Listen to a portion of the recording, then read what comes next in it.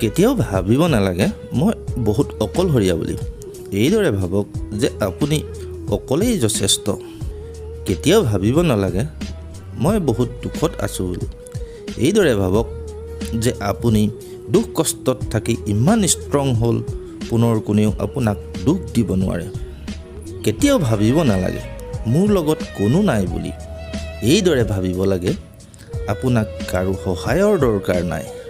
কেতিয়াও ভাবিব নালাগে মোৰ আপোনসকলে মোক বুজি নাপায় বুলি। এইদৰে ভাবক আপোনাক বুজি পোৱাটো জানো সহজ।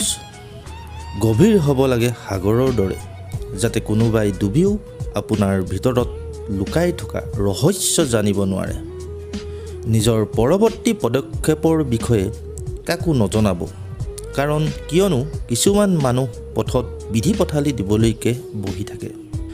আৰু এইটো সদায় মনত ৰাখিব যে সময়ৰ ফান্দত পৰিছোঁ, কিন্তু মই চিন্তাগ্ৰস্ত নহয়। পৰিস্থিতিৰ লগত হাৰি যোৱা মই সেই ব্যক্তি নহয়।